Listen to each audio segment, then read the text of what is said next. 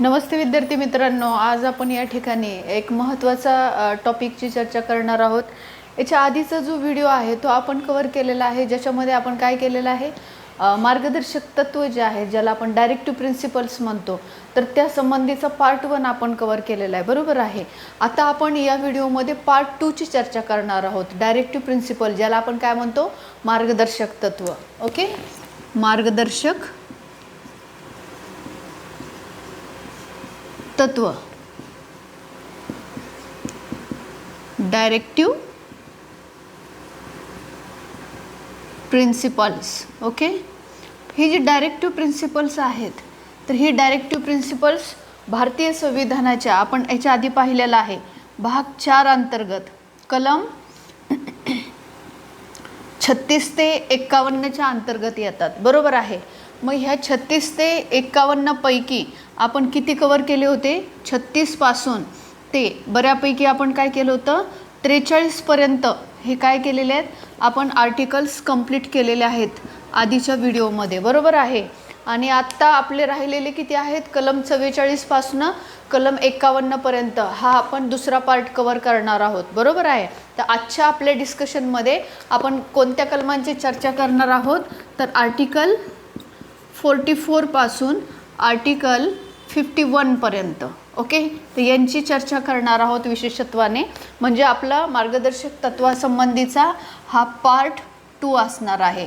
Okay, ठीक आहे, चला आता आपण चर्चा करूयात। याच्यामध्ये विशेष करून जे हे 44 पासून 51 पर्यंतचे जे आर्टिकल आहेत, त्याच्यामध्ये विशेष करून जे महत्त्वाचं आर्टिकल आज मला डिस्कस करायचं आहे, त्याच्यासाठी सेपरेट व्हिडिओ करण्याची गरज होती, परंतु मला असं वाटतं की कलम 44 जे आहे, ज्याला आपण समान नागरी कायदा म्हणतो, बरोबर आहे, युनिफॉर्म सिव्हिल कोड आपण ज्याला म्हणतो, आणि सध्या खूप वातावरण त्याचं तयार झालेलं आहे, आणि अशी सिच्युएशन आहे की तो लावण्याच्या म्हणजे हा कायदा लागू करण्याच्या स्थितीमध्ये सरकारची पावलं उचलताना दिसतात।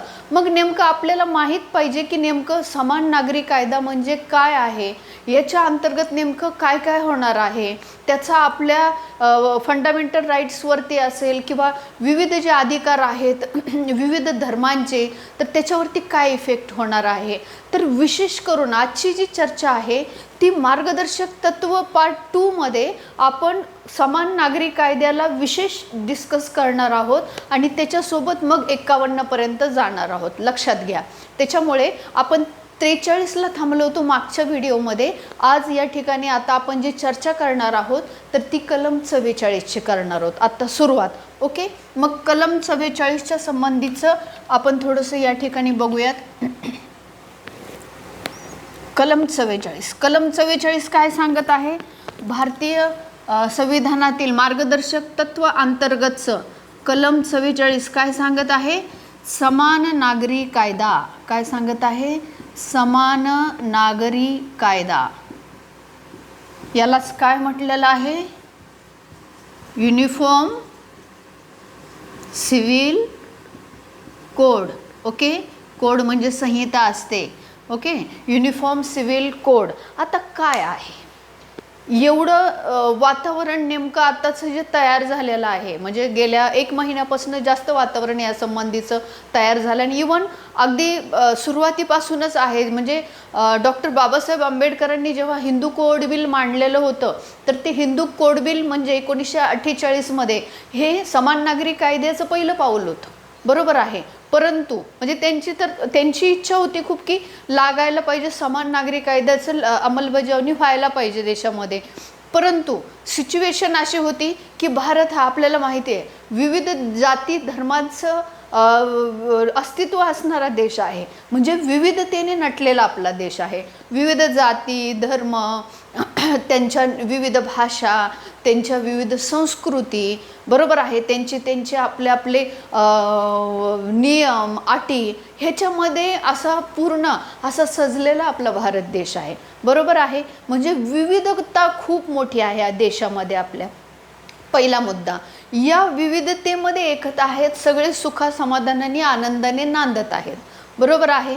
कारण प्रत्येकाला आपला आपला धर्माचं आचरण प्रचार प्रसार करण्याचं स्वातंत्र्य आहे, प्रत्येकाला आपली संस्कृती जपण्याचं स्वातंत्र्य आहे, बरोबर आहे ना. कलम 25 ते 28 किंवा प्रियम्बलमध्ये आपण बघतो विचार, अभिव्यक्ती, श्रद्धा, उपासना आणि श्रद्धेचं स्वातंत्र्य दिलेलं आहे सगळ्याला. 25 ते 28 किंवा 29-30 पर्यंत आपल्याला ह्याच गोष्टी दिसतात. मग हे जर अधिकार दिलेत त्यामुळे आपण हे सगळेजण मग तो हिंदू धर्म असेल, इस्लाम धर्म असेल, ख्रिश्चन धर्म असेल, पारसी धर्म असेल, विविध धर्म आहेत देशामध्ये आपल्या, बरोबर आहे. आपण पाहिलं 6पेक्षा जास्त 6 देशांचा तर इथे अंतर्भाव आहे 25 ते 28 मध्ये. त्याच्याशिवाय अजून बरेच जाती धर्म असलेले आपल्याला दिसतात. मग ह्या सगळ्या धर्मांचे आपापले रूल्स अँड रेग्युलेशन्स आहेत, हे सगळ्यात महत्त्वाची गोष्ट, बरोबर आहे. हा दुसरा मुद्दा आहे. म्हणजेच मला सांगायचं आहे काय की आपल्या सगळ्यांना धर्म स्वातंत्र्य दिलेलं आहे आणि प्रियम्बलमध्ये पण विचार, अभिव्यक्ती, श्रद्धा, उपासना आणि विश्वासाचं स्वातंत्र्य दिलेलं आहे, बरोबर आहे. मग ते स्वातंत्र्य दिलं म्हणून आम्ही सगळेजण विविध धर्माचं अस्तित्व असताना सुद्धा आम्ही आनंदाने इथे नांदत आहोत, बरोबर आहे. ते फंडामेंटल राईट्स दिलेले आहेत आपल्याला. दुसरा महत्त्वाचा मुद्दा इथं असा येतो की हे सगळं आहे म्हणून व्यवस्थित आहे. मग प्रश्न काय उरतो तर इतर बाबतीत धर्माचे अटी, नियम, रूढी, परंपरा प्रत्येक धर्माच्या सोडून बाकीच्या सगळ्या गोष्टीमध्ये देशाचा कायदा सगळ्यांसाठी लागू आहे. मग कोणताही कायदा असू द्या, संसदेने केलेला कोणताही कायदा असू द्या, कायदे मंडळाने केलेला, तर तो सगळ्यांसाठी लागू आहे. म्हणजे आत्ताच्या सिच्युएशनला 140 कोटी जनतेसाठी लागू आहे. पण धर्माच्या अंतर्गतचे कायदे, मग त्याच्या अंतर्गत येतं विवाह कायदे, विवाह संबंधीचे कायदे, घटस्फोटासंबंधीचे प्रत्येकाचे वेगवेगळे कायदे आहेत, विवाह संबंधीच्या कन्सेप्ट वेगवेगळ्या, कायदे वेगवेगळे आहेत. त्यानंतर दत्तक पद्धती, दत्तक मूल घेण्यासंबंधीच्या वेगवेगळ्या कन्सेप्ट आहेत प्रत्येक धर्माच्या अंतर्गतच्या. त्याच्यानंतर वारसा हक्काच्या वेगवेगळ्या कन्सेप्ट आहेत प्रत्येक धर्माच्या अंतर्गतच्या. पुन्हा त्यानंतर मालमत्तेची जी वाटणी आहे त्याच्यामध्ये अधिकारांचं प्रत्येक धर्माच्या आतमधलं वेगवेगळं आहे. त्यानंतर विविध प्रकारचे जे काही रूल्स आणि रेग्युलेशन्स जे रिलिजनच्या अंतर्गत येतात तर ते प्रत्येक धर्माचे वेगळे आहेत. म्हणजे मुस्लिम लॉचं वेगळं आहे, त्यानंतर पारसी लॉचं वेगळं आहे, हिंदू लॉचं वेगळं आहे, त्याच्यानंतर ख्रिश्चन लॉ आहे त्यांचं वेगळं आहे. प्रत्येकाचं आपापलं वेगवेगळं आहे. मग ही जी तफावत आहे म्हणजे धर्माच्या संबंधीचे कायदे सोडून बाकीचे सगळे कायदे देशातील सर्व नागरिकांना लागू आहेत, कायदे मंडळाने बनवलेले. मग धर्माच्या संबंधीचे कायदे मात्र प्रत्येकाचे वेगवेगळे आहेत. हा मेन मुद्दा आहे. समान नागरिक कायद्याच्या संबंधीचा हा महत्त्वाचा मुद्दा आहे. आणि ही सगळ्यांचे जे वेगवेगळे जे कल्चर आहे, प्रत्येकाचे वेगवेगळे जे नियम आहेत, प्रत्येकाचे वेगवेगळे जे कायदे आहेत, तर हे एका छताखाली यायला पाहिजेत. जसं बाकीचे कायदे येतात सगळेजण त्याच्या आतमध्ये येतात. मग धार्मिक कायदे जे आहेत, रिलिजनशी संबंधित जे कायदे आहेत, विवाहाशी संबंधित असतील, संपत्ती अधिकाराच्या संबंधित आत्ता सांगितलं तसं, दत्तक विधानच्या संबंधित असतील, विविध जसं पुन्हा वारसा हक्काच्या संबंधितचे कायदे असतील, हे सगळे जे कायदे आहेत हे सगळे कायदे का येऊ नये एका छत्राखाली? ह्या छत्राखाली, एका छत्राखाली सगळ्या धर्मांचे हे कायदे आणण्याचा प्रयत्न समान नागरी कायदा करतो. सिव्हिल युनिफॉर्म किंवा युनिफॉर्म सिव्हिल कोड काय आहे तर हे आहे की सर्व धर्मांना एकाच कायद्यानुसार आपल्याला आचरण करावं लागेल सगळ्या धर्मांना. हे जमणार आहे का तर बघूयात, ह्याचाच प्रयत्न आहे. आता सगळ्यात महत्त्वाची गोष्ट म्हणजे ह्या संबंधीचा विकास बघूयात आपण. समान नागरी कायद्यासंबंधीचा विकास. आता विविध देशांमध्ये हा कायदा लागू आहे. युनिफॉर्म सिव्हिल कोड जो आहे तो अमेरिकेमध्ये लागू आहे, बांगलादेशमध्ये आहे, आपल्या शेजारच्या पाकिस्तानमध्ये सुद्धा लागू आहे, फ्रान्समध्ये लागू आहे. विविध देशांनी याला स्वीकारलेला आहे, बरोबर आहे. हा युनिफॉर्म सिव्हिल कोड किंवा समान नागरिक कायदा खूप साऱ्या देशांनी स्वीकारलेला आहे. आपल्याकडे अजून तो स्वीकारलेला नाही. आपल्यामध्ये अजून तो कसा आहे, डायरेक्टिव्ह प्रिन्सिपलमध्ये अडकून पडलेला आहे. लक्षात घ्या. वेगवेगळ्या देशांनी स्वीकारला, सगळ्यात महत्त्वाचं. दुसरं म्हणजे याची सुरुवात कुठं झाली? याची सुरुवात जवळजवळ 527 BC पासून झालेली आहे. परंतु खऱ्या अर्थाने जर संहितेच्या किंवा कायद्याच्या रूपामध्ये जर प्रेझेंटेशन आपल्याला बघायचं झालं तर सगळ्यात पहिला देश फ्रान्स आहे. कोणता देश आहे? फ्रान्स. फ्रान्स या देशाने 1804 मध्ये काय केलेलं आहे? नेपोलियन संहिता स्थापन केलेली आहे. कोणती? नेपोलियन संहिता. नेपोलियन संहिता. ओके. आणि ह्या संहितेमध्ये 300 पेक्षा जास्त कायदे काय केलेले आहेत? मर्ज केलेले आहेत. किती? 300 पेक्षा जास्त कायदे याच्यामध्ये मर्ज केलेले आहेत फ्रान्स या कायद्याने. ही सगळ्यात पहिल्यांदा आलेली संहिता आहे.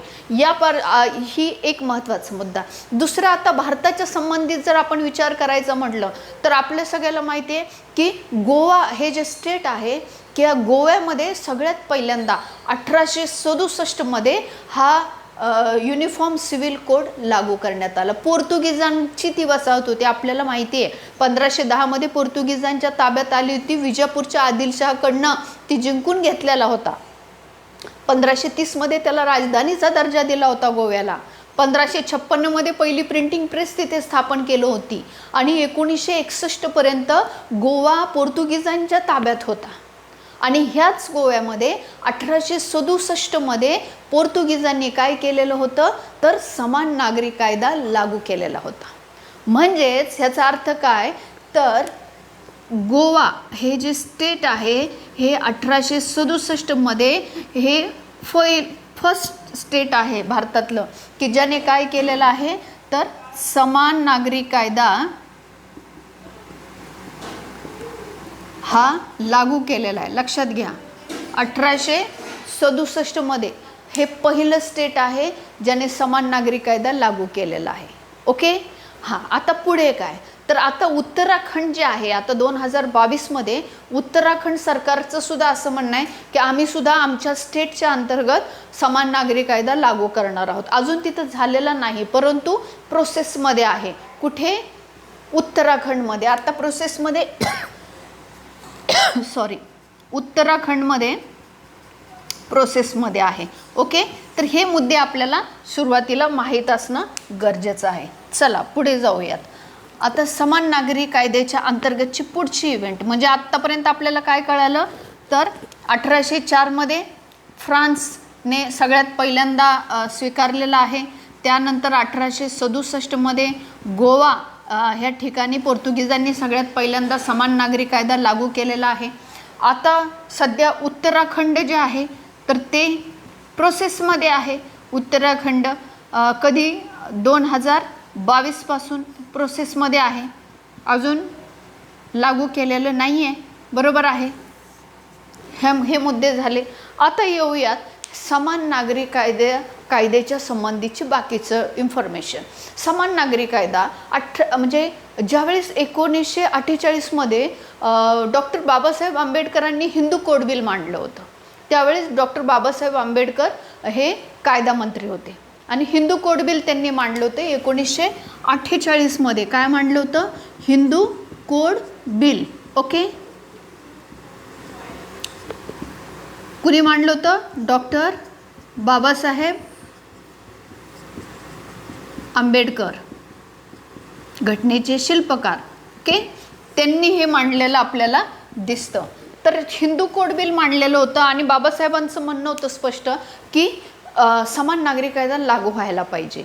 कारण समान नागरी कायदा लागू झाला की सगळा संपूर्ण देश एका धार्मिक म्हणजे एका कायद्याखाली अंतर्गत येईल आणि त्याच्यामुळं धर्माच्या अंतर्गतची जे काही विषमता आहे किंवा जे ज्याला आपण म्हणतो की इक्वॅलिटीला जे मारक वातावरण आहे धर्माच्या आचरणामुळेच, तर ते काय होईल तर ते मिटून जाईल असं बाबासाहेबांचं इथं म्हणणं होतं. परंतु आपण बघतो की हिंदू कोड बिलाला विरोध झाला आणि त्याच्यामुळे डॉक्टर बाबासाहेब आंबेडकरांनी काय केलेलं आहे तर आपलं कायदा मंत्रिपदाचा राजीनामा दिला होता. आपल्याला सगळ्याला माहिती आहे. बरोबर आहे.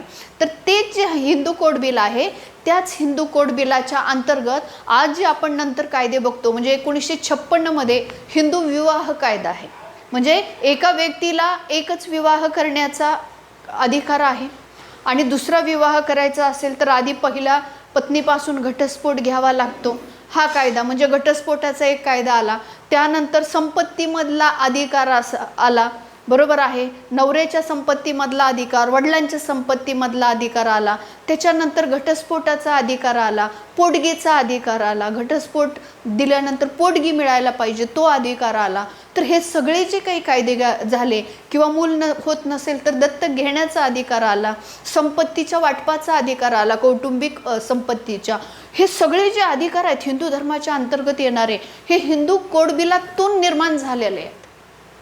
सुरुवातीला हिंदू कोड बिलाचा विरोध झालेला आहे सुरुवातीला 48 मध्ये, मात्र नंतर हिंदू कोड बिलाला सेंटरला ठेवून सरकारने, मी आत्ता जे सांगितलं, विवाह संबंधीचा कायदा 1956 मध्ये, त्यानंतर महिलांचं पतीच्या आणि वडिलांच्या प्रॉपर्टीमधला अधिकार, हिस्सा असेल तो असेल, वारसाचा हक्क असेल, दत्तकचा अधिकार असेल, त्याच्यानंतर घटस्फोटाचा अधिकार असेल, पोटगीचा अधिकार असेल, हे सगळे जे अधिकार आहेत, हे सगळे अधिकाराचे जे कायदे आहेत ते सगळे कायदे हिंदू कोड बिलाच्या नुसार आपण बघतो की त्याच्यामध्ये थोडंसं अजून ॲडिशन वगैरे करून निर्माण झालेले आहेत, लक्षात घ्या. तर अशा रीतीने आपण बघतो की हे कायदे निर्माण झाले. ओके, तर हे झालं हिंदू धर्माच्या अंतर्गत. इस्लाम धर्मामध्ये त्यांचं घटस्फोटाची वेगळी पद्धत आहे, बरोबर आहे. विवाहाचे नियम वेगळे आहेत, म्हणजे 4 विवाह करण्याचा अलाउड आहे त्यांच्यामध्ये. त्यानंतर घटस्फोटाच्या संबंधीचा तलाकचा अधिकार वेगळा आहे, पोटगी मिळायचीच नाही, बरोबर आहे ना, जेवढी रक्कम मेहर म्हणून दिलेली असेल तेवढीच मिळायची, म्हणजे ते एक वेगळंच त्यांचं धर्माच्या अंतर्गतचं लग्नाच्या आणि घटस्फोट आणि ह्या संबंधीचे अधिकार वेगवेगळे आहेत. मग हे एक झालं. पुन्हा ख्रिश्चन धर्मामध्ये वेगळीच गोष्ट आहे, तिथंही प्रोटेस्टंट आणि कॅथलिक वगैरे त्यांच्यामध्ये पण वेगवेगळ्या गोष्टी आहेत. काहींमध्ये घटस्फोटाचा अधिकार नाही, काहींमध्ये आहे, अशा पद्धतीने त्यांच्यात पण आहे. म्हणजे प्रत्येक धर्माच्या आतमध्ये या गोष्टी दिसतात आपल्याला. मग ह्या सगळ्यावरती सोल्युशन म्हणजे समान नागरी कायदा. मग सरकारचं असं म्हणणं आहे, किंवा आता सध्याला जे वातावरण सुरू आहे, तर सरकारचं हेच म्हणणं आहे की जर बाकीचे कायदे मंडळाने तयार केलेले सगळ्या लोकांसाठी लावले जातात, मग धर्माचे जे हे कायदे आहेत, विवाहाचे, हे सगळे बाकीचे हे जे कायदे आहेत जे रिलेटेड आहेत विवाह संस्थेशी असतील किंवा कौटुंबिक संस्थेशी असतील, तर हे सगळ्यांचे एक का असू नयेत, असं सध्याला चर्चा सुरू आहे. आणि समान नागरी कायद्याचा सपोर्ट पण होतो आहे आणि जास्त प्रमाणात विरोध होतो आहे की समान नागरी कायदा लागू नाही करायला पाहिजे, कारण त्याच्यामुळं काय होतं, तर त्याच्यामुळे आमचं धर्माच्या स्वातंत्र्यावरती आघात होतो. ओके, अशा रीतीने ह्याच्या संबंधीचं हे वातावरण. आता या संबंधीचा अजून जर विचार करायचं म्हटलं तर 1985 मध्ये शहाबानो प्रकरण आपल्याला दिसतं. राजीव गांधींचा कालखंड आहे. शहाबानो प्रकरण जे आहे 1985 मध्ये, ह्या शहाबानो प्रकरणात असेल किंवा सरला मुदगल प्रकरणामध्ये असेल, ह्या दोन्ही प्रकरणामध्ये सर्वोच्च न्यायालयाने अशी म्हणजे एकदम अशी नाराजगीचा सूर सांगितलेला आहे की कलम 44 काय मृत पावलेला आहे. सर्वोच्च न्यायालय विचारते की कलम 44 मेलेला आहे का, त्याच्यामध्ये काही जीव नाही आहे का, असं विचारते सुप्रीम कोर्ट शहाबानो प्रकरणामध्ये 85 मध्ये, सरला मुदगल प्रकरणामध्ये. आणि सर्वोच्च न्यायालयाची ती टिप्पणी आहे की कलम 44 वरती ॲक्शन व्हायला पाहिजे, त्याला जिवंत करायला पाहिजे. तर इथून सुप्रीम कोर्टातून सुद्धा याला हिरवा कंदील असलेला आपल्याला दिसतो, लक्षात घ्या. आणि मग आता पुढे जाऊन एक गोष्ट मी तुम्हाला सांगेल की हे जे सध्याचं जे सरकार आहे, या सरकारचे जे टार्गेट आहेत ते 3 टार्गेट असलेले आपल्याला दिसतात. 2014 पासूनचं भाजपचं सरकार जे आहे त्याच्या अंतर्गत एक तर होतं 370 कलमाचं रद्द, 370 आणि 35, बरोबर आहे, तर ते रद्द झालं. दुसरं होतं राम मंदिराचं, बरोबर आहे, थोडंसं पॉलिटिकल आहे पण इथे सांगणं गरजेचं आहे, तेही कंप्लीट झालं, अयोध्येचं राम मंदिर बांधलं गेलं. तिसरं टार्गेट आहे की समान नागरी कायदा लागू करणं, हे त्यांचं म्हणजे टार्गेटच आहे, म्हणजे त्यांच्या पक्षाच्या संबंधितनं आलेलं टार्गेट आहे. त्याच्यामुळे समान नागरी कायद्याच्या संबंधीचं पहिलं पाऊल ह्या सरकारने जे उचललेलं आहे तर ते 3 तलाक रद्द केलेलं आहे. इस्लाम धर्माच्या अंतर्गतचा 3 तलाकचा जो कायदा आहे ते रद्द करून टाकला आणि आता इस्लाम धर्मातील स्त्रियांना पोटगीचा अधिकार मिळाला. म्हणजे हिंदू धर्मातील स्त्रियांना जसा मिळतो तसंच आता इस्लाम धर्मातील स्त्रियांना सुद्धा मिळायला सुरुवात झाली. म्हणजे 3 तलाकचा जो इश्यू किंवा तो जो कायदा रद्द झाला 3 तलाकचा, तर ते समान नागरी कायदा लागण्याच्या प्रोसेसमधलं ह्या सरकारचं पहिलं पाऊल आहे, हे लक्षात घ्यायला पाहिजे.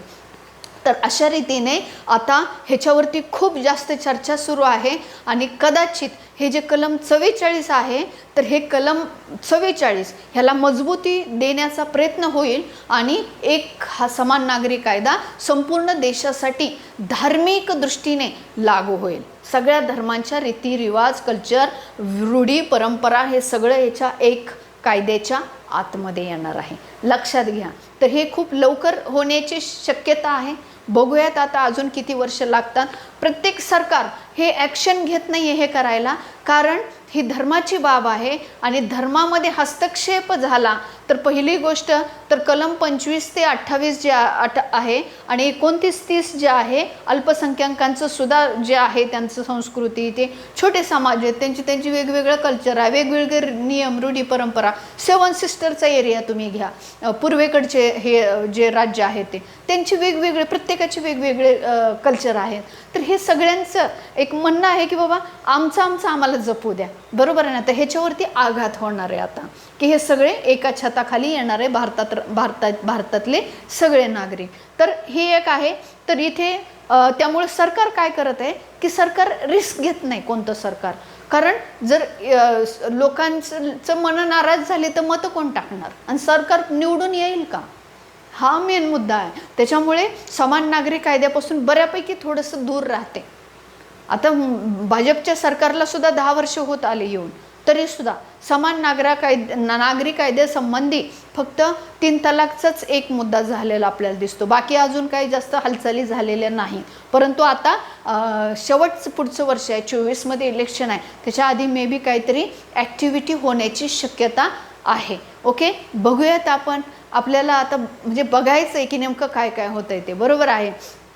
तर अशा रीतीने आपण ह्याचे प्लस आणि मायनस पॉईंट बघूयात. ह्यांचं म्हणणं आहे की समान नागरी कायदा लागू झाल्यानंतर 2 महत्त्वाच्या गोष्टी होतील. एक म्हणजे धर्मनिरपेक्षतेचं जे तत्त्व आहे त्याला बळकटी मिळेल. दुसरं म्हणजे आरक्षणासाठी जे वाद चाललेले आहेत, आम्हाला आरक्षण देण्यात यावं, आम्हाला हे करण्यात यावं, तर तो वाद मिटून जाईल. म्हणजे 2 मुद्दे इथे सक्सेस होऊ शकतात. आणि जर याचं बॅकलॉग बघायचं म्हटलं समान नागरी कायद्याचं, म्हणजे आपण समीक्षा करतोय असं समजा, पॉझिटिव्ह आणि निगेटिव्ह दोन्ही ॲस्पेक्ट बघतोय.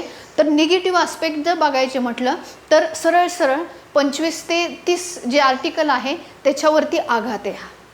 म्हणजे मूलभूत अधिकारांवरती हे काय आहे, खूप मोठा अटॅक होणार आहे, हे लक्षात घ्यायला पाहिजे.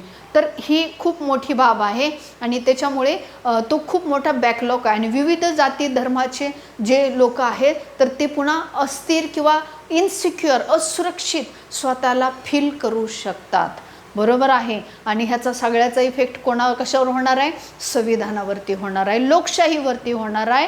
लोकशाही जिवंत राहणं, संविधान जिवंत राहणं खूप महत्त्वाचं आहे. आणि त्याच्यासाठी प्रत्येक नागरिक शांत असणं, सगळ्यांना आपण सगळे बंधू भगिनी आहोत ह्या भावनेनं एकत्र राहणं, कोणत्याही प्रकारचं दंगा फसाद न होता एकत्र राहणं है ना, एकमेकाच्या धर्माचा आदर करून एकत्र राहणं गरजेचं आहे.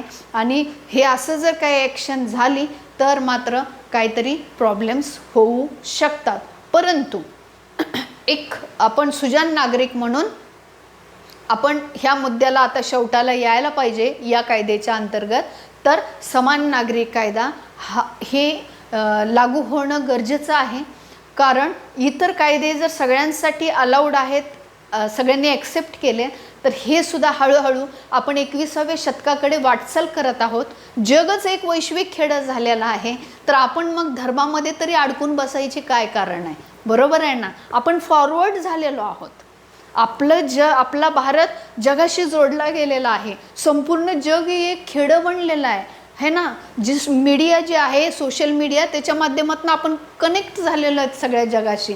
मग आपल्याला थोडे स्वतःमध्ये बदल करणं सुद्धा गरजेचं आहे आणि समाजाच्या जगाच्या प्रवाहामध्ये आपल्याला सुद्धा टिकणं गरजेचं आहे. त्याच्यामुळे आपण सुद्धा थोडंसं ब्रॉड माइंड झालं तर काही हरकत नाही. त्याच्यामुळे समान नागरी कायदा डॉक्टर बाबासाहेब आंबेडकरांचं सुद्धा इच्छा होती की लागू व्हायला पाहिजे आणि आजच्या सरकारची सुद्धा ती इच्छा आहे.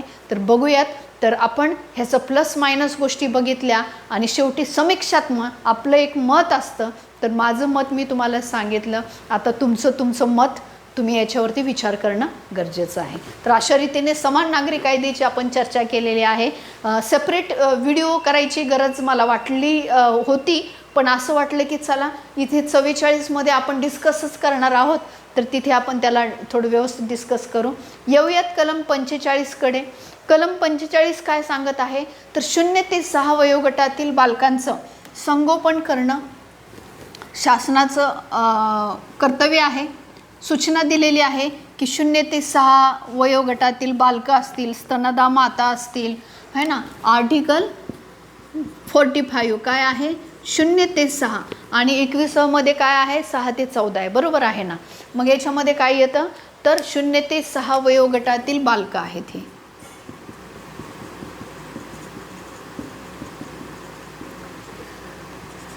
स्तनदा माता है ना.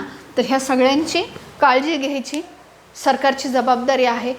मग ते अंगणवाडीच्या माध्यमातून असू द्या किंवा त्यांना पोषक आहार पोहोचवणं है ना, बाळ सुदृढ निर्माण होणं किंवा जन्म घेणं बाळाने सुदृढ, मातांना सुद्धा पोषण दिलं पाहिजे. मग ते बाळ व्यवस्थित व्यवस्थित पोषित असं बालक जन्माला येईल. जन्माला आल्यानंतर 6 वर्षापर्यंतचं त्याची वाढ आहे ती खूप गरजेची असते. म्हणजे पूर्णच वाढ 14 वर्षापर्यंत असते पण गरजेची, पण 0 ते 6मध्ये त्याला कमी पडू नये कोणती गोष्ट है ना. कारण ते जे जन्मलेलं बाळ आहे ते भावी भारताचं भविष्य आहे. त्याच्यामुळे भविष्य उज्ज्वल असणं गरजेचं आहे. म्हणून 0 ते 6 वयोगटातील बालकं तर आहेत, परंतु ते बाळ आईच्या पोटात असल्यापासूनची जी व्यवस्था आहे ती करण्याची शासनाची जबाबदारी आहे. बरोबर आहे. तर त्यांना सकस आहार असेल किंवा त्या सगळ्या बाकीच्या गोष्टी आहेत. कलम 46कडे येऊयात आपण. कलम 46 काय सांगत आहे, तर कलम 46मध्ये आपण बघतो की जे अनुसूचित जाती जमाती आणि जे दुर्बल घटक जे आहेत त्यांच्या संबंधित शैक्षणिक वगैरे ह्या संबंधीचा विकासासंबंधी आपण बघतो. 46 आणि 47मध्ये येता येता आपल्याला ह्याच गोष्टी दिसतात की आता एकत्रितरित्या जर आपण 46, 47, 48, 49 म्हणजे 48पर्यंत यायचं म्हणलं तर याच्यामध्ये काय काय येतं बघा.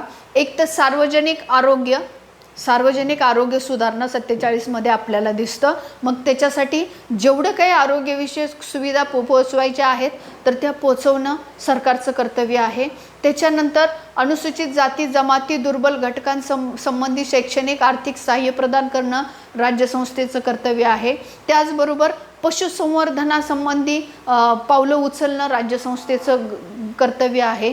त्याच्यानंतर कृषी संवर्धनासंबंधी पाऊल उचलणं राज्यसंस्थेचं कर्तव्य आहे. मग कर्ज वाटप असेल, बियाणांच्या नवीन सुधारित जाती असतील, त्यानंतर खतासंबंधीचं असेल, जसं खत पुरवला जातो कमी भावामध्ये ते असेल, किंवा वेगवेगळे कृषी विद्यापीठ स्थापन करणं असेल. तर 46, 47 आणि 48मध्ये आपल्याला याच गोष्टी दिसतात.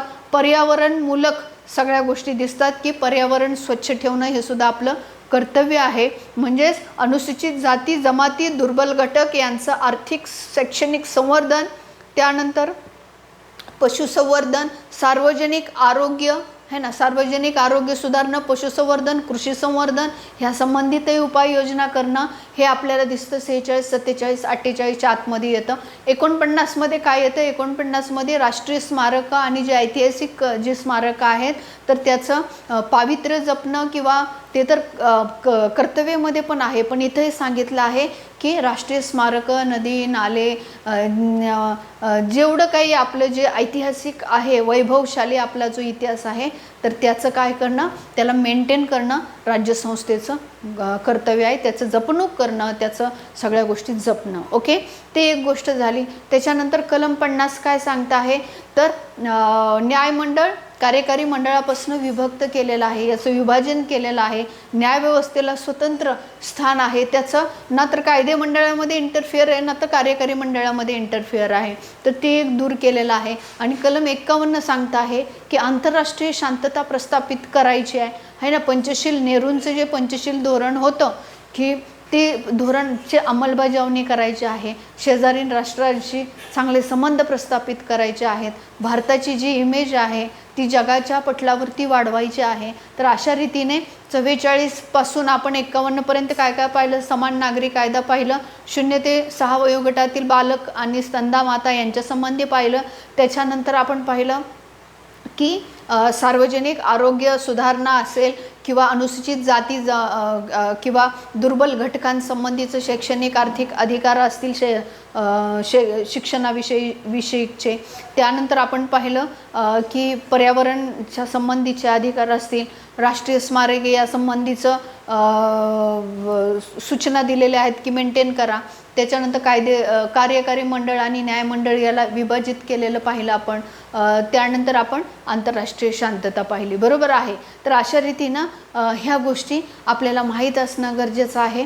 ह्याच्यावरती प्रश्न विचारले जाऊ शकतात. 44 तर फोकसमध्ये आहे. करंटचा प्रश्न 44 वरती बनू शकतो, लक्षात घ्या. 44 म्हणजे जर मार्गदर्शक तत्वातलं कोणतं कलम आपल्याला आता माहीत पाहिजे ह्या घडीला परीक्षेला, तुमच्या 2 महिन्यात परीक्षा असेल तर त्याच्यामध्ये आपल्याला 3 कलम माहीत पाहिजेत. एक म्हणजे एक तर 38 माहीत पाहिजे, 39 माहीत पाहिजे, 40 माहीत पाहिजे आणि 44 माहीत पाहिजे. म्हणजे 4 कलम माहीत पाहिजेत. कोणती कोणती? तर 38, 39, 40 आणि 44 एवढी जरी कलमं तुमची पाठ असेल डायरेक्टिव्ह प्रिन्सिपलमधली, तरीसुद्धा कलमांवरचा प्रश्न या ठिकाणी तुमचा कवर होऊन जातो. ओके. तर अशा पद्धतीनं मार्गदर्शक तत्वासंबंधीची चर्चा आणि विशेष करून समान नागरी कायद्याची चर्चा आपण या ठिकाणी केलेली आहे. भेटूयात पुढच्या व्हिडिओमध्ये. आपण कर्तव्य घेऊन भेटणार आहोत, मूलभूत कर्तव्य. मग आपण कलम 51A पर्यंत येऊन थांबूयात तिथे आणि मग आपण काय करणार आहोत की महाराष्ट्राच्या भूगोलाच्या अभ्यासाला सुरुवात करणार आहोत. ओके. तर आपण थांबूयात. तोपर्यंत धन्यवाद.